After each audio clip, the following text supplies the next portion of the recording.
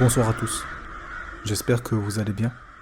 Ce soir, on va explorer un de mes thèmes préférés. Les personnes qui ont rencontré une créature surnaturelle, quelle est votre histoire? Si vous aimez ce genre d'histoire, n'oubliez pas de vous abonner pour ne pas manquer la prochaine vidéo. C'est parti.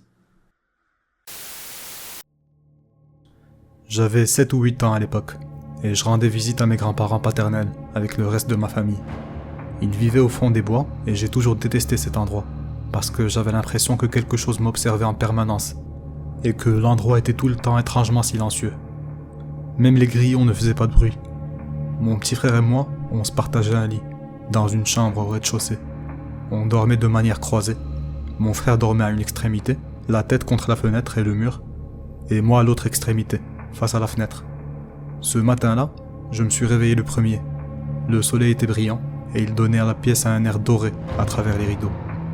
Et là, je vois une silhouette contre la fenêtre. La silhouette d'un cerf, avec les plus gros bois que j'ai jamais vus de ma vie. Il était juste là, presque appuyé contre la fenêtre, de profil. Je l'ai observé avec stupéfaction. Et c'est à ce moment que les choses ont changé. D'un seul mouvement, il s'est redressé sur ses pattes arrière, et ce n'était plus un cerf, mais un homme. Il n'y avait que 2 hommes adultes dans toute cette zone, mon grand-père et mon père, et ce n'était manifestement ni l'un ni l'autre. Pour tout vous dire, je ne sais pas si je devais me sentir soulagé ou le contraire. Mon grand-père était très bien bâti pour son âge, et mon père avait du ventre. Cette silhouette était clairement beaucoup plus jeune. Elle était musclée, mais pas comme mon grand-père. Son aura émanait d'une force primale, et elle m'a fait très peur. Cette chose a jeté un regard sur le côté, puis elle s'est éloignée d'un pas décidé. Je ne sais pas ce que j'ai vu, je veux vraiment croire que ce n'était que l'imagination d'un enfant à moitié réveillé, mais je n'oublierai jamais la peur qui m'a envahi à ce moment-là. Lorsque j'étais enfant, vers l'âge de 6 ans, je me rendais de temps en temps chez mon oncle avec ma mère et ma grand-mère. À chaque fois, j'allais dans la chambre de mon oncle pour regarder la momie qui était posée sur son lit. C'est ce que je croyais voir. Une femme adulte qui avait l'air d'être enveloppée dans des bandages ou un autre matériel. Mon oncle était du genre à faire des tours et des blagues, surtout avec nous autres enfants. Donc, je n'avais jamais cru que c'était réel. Je me suis dit que c'était juste quelque chose qu'il avait fabriqué pour m'effrayer. Chaque fois que j'allais chez lui, j'entraînais ma mère ou ma grand-mère dans cette pièce pour la leur montrer.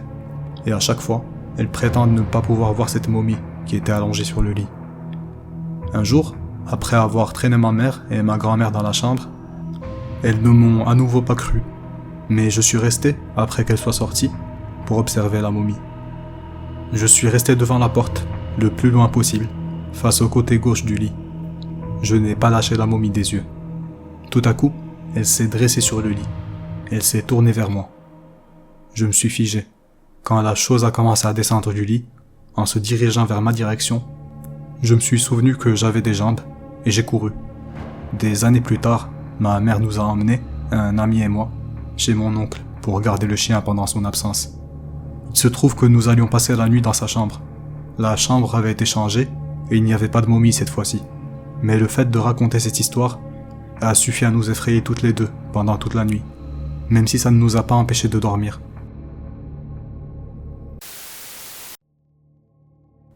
Ce n'est pas mon histoire, mais celle de ma mère. Lorsque ma mère et ma tante étaient jeunes, elles jouaient souvent avec des enfants du voisinage, dans les bois qui se trouvaient de l'autre côté de la rue. Elles racontent qu'ils ont entendu un bruit au-dessus d'eux. Ils ont levé leurs yeux et ils ont vu quelque chose qui était accroupi dans les branches des arbres. Elle a dit que cette chose était humanoïde, qu'elle mesurait 1,80 m et qu'elle était entièrement recouverte de fourrure. Dès que ce truc les a remarqués, il a sauté de l'arbre et s'est enfoncé dans les bois. Bien sûr, ils étaient tous terrifiés et ils ont fui vers la maison.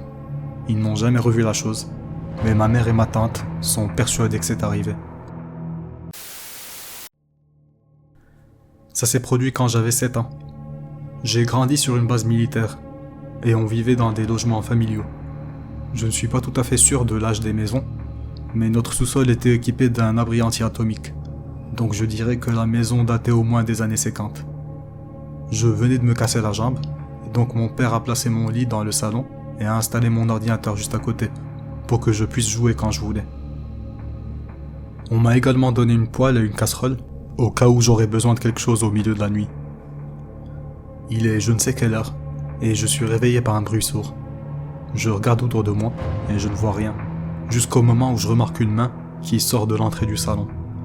Je regarde immédiatement la télévision, pour voir si je peux voir un reflet, et c'est le cas. Je vois la silhouette d'un homme dans le reflet. On dirait que l'homme faisait la taille et la corpulence de mon père, mais l'uniforme n'était pas le bon. On aurait dit un uniforme de la Seconde Guerre mondiale. J'ai donc paniqué. J'ai attrapé la poêle et la casserole et j'ai commencé à les frapper l'une contre l'autre, aussi fort que je le pouvais. Au moment où il se retourne, mon père est déjà dans le salon et il me demande ce qui ne va pas. Je lui dis que quelqu'un est dans la maison. Il prend immédiatement sa batte de baseball et commence à fouiller la maison et à vérifier les serrures et les fenêtres. Puis il prend un téléphone et il appelle la police militaire. Et avant que je m'en rende compte, lui, les voisins et la police militaire sont dehors, en train de sécuriser tout le fichu quartier. Ils n'ont jamais trouvé personne, et je n'ai jamais eu d'expérience similaire depuis. J'ai vu quelque chose dans les bois, à l'extérieur de la maison de mon enfance. Ça s'est passé dans la campagne du nord du Wisconsin, quand j'avais 14 ans. Jusqu'à ce jour, je n'avais pas peur des bois. Je passais le plus clair de mon temps à explorer la forêt, et je ne craignais vraiment rien. Mes parents avaient des problèmes de couple, et ils se disputaient souvent, si bien que je me sentais plus à l'aise à l'extérieur qu'à l'intérieur de la maison. Les nuits où il faisait chaud, je prenais un sac de couchage et je dormais sur le toit d'une vieille cabane dans notre propriété. J'ai vu des ours et j'ai vu des loups. Ils avaient toujours plus peur de moi que moi d'eux. Je ne croyais ni aux fantômes, ni aux yétis, ni aux démons, ni même à Dieu. Je ne me suis perdu qu'une seule fois, quand la nuit est tombée plus tôt que prévu. Je suis resté calme, j'ai repéré l'étoile polaire et je savais que si je continuais vers le sud, je finirais par trouver l'ancienne voie ferrée près de la maison. Même l'idée de passer la nuit dehors ne me dérangeait pas vraiment. Par contre, la colère de ma mère si je ne rentrais pas à la maison, c'est autre chose. Cette histoire se déroule pendant l'été, et je venais d'avoir 14 ans. Ma mère avait quitté mon père, et mon père travaillait tout le temps. Ma sœur, quant à elle, vivait seule. Une fois l'école terminée, il n'y avait plus que moi et mon chat. Tout ça, ça se passe bien avant Internet ou les smartphones. La maison se trouvait au bout d'un chemin de terre. Vers midi, je suis sorti marcher le long du sentier pour vérifier si on avait du courrier, comme chaque jour d'ailleurs. Mon chat me suivait partout, et je comptais un peu sur lui pour m'avertir de la présence d'un ours ou de quelque chose du genre à proximité. Tout à coup, j'entends du mouvement derrière moi, alors que je me tenais devant la boîte aux lettres. J'ai compris qu'il y avait quelque chose de l'autre côté de la route, dans les arbres. Mais dans ma tête, je sais qu'il y avait des chevreuils un peu partout dans les bois. Tout à coup, j'ai entendu un grand fracas, comme si quelque chose de très bruyant se frayait un chemin dans la brousse. C'était un son tout droit sorti d'un film d'horreur, mais ça ne m'a pas fait peur sur le coup. Comme je vous l'ai dit, je connais cette forêt comme ma poche, et j'étais tout simplement curieux. Mon cerveau n'était pas capable de penser à quoi que ce soit de paranormal ou d'effrayant.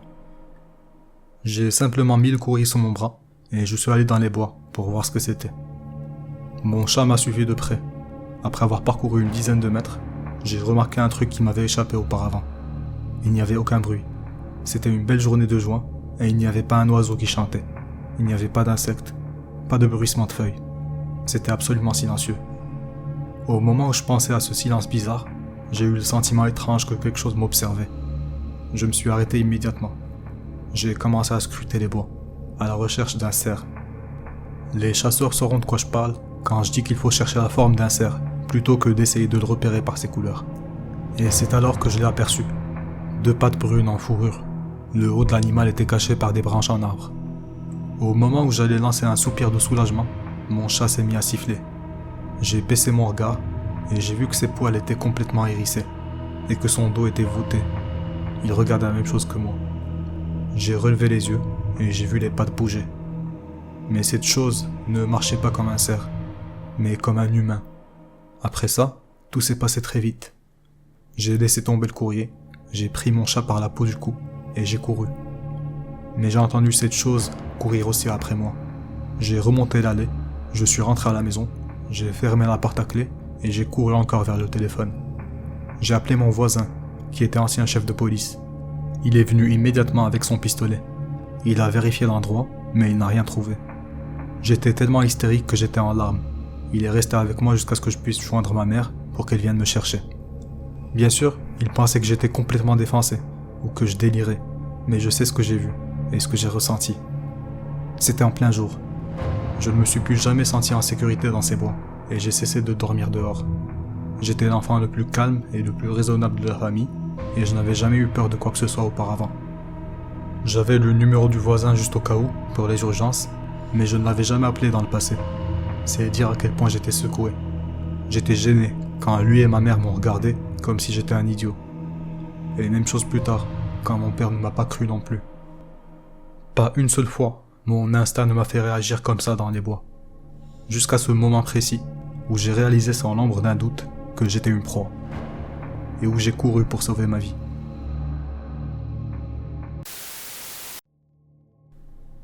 J'étais un bébé quand cet incident s'est produit, mais je crois ma sœur, qui avait environ 5 ans à l'époque.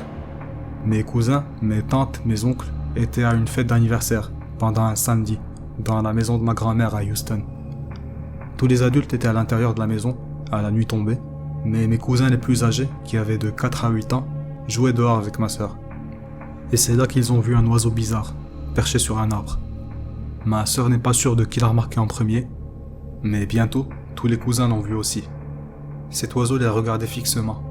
D'après ma sœur, quelque chose de vraiment terrifiant s'est passé ensuite. Devant leurs yeux horrifiés, l'oiseau a commencé à se transformer, jusqu'à prendre la forme d'une femme. Cette femme est restée accrochée sur la branche et les a observés fixement. Alors qu'ils commençaient à crier et à appeler leurs parents, la femme s'est retransformée en oiseau. À ce moment-là, les parents sont sortis pour voir de quoi s'agissait toute cette agitation. Mais l'oiseau n'avait toujours pas bougé. Il est resté là. Ma grand-mère est une femme formidable et très respectueuse de la nature. Ce n'est que lorsqu'elle est sortie que l'oiseau s'est envolé. La maison est effrayante. Elle est toujours dans la famille et j'ai eu des expériences étranges, tout comme ma mère. La maison était dans la famille depuis que mes parents étaient jeunes. Mon cousin en est le propriétaire aujourd'hui, mais il n'aime pas vraiment vivre dedans non plus. Dans les magnifiques rosiers plantés par ma grand-mère, on a trouvé des choses étranges. Des os d'animaux, des organes, des bougies fondues et d'autres choses qui révèlent de la sorcellerie. Une fois, des invités ont même vu une dame en blanc se déplacer dans une pièce avant de disparaître sans laisser de traces.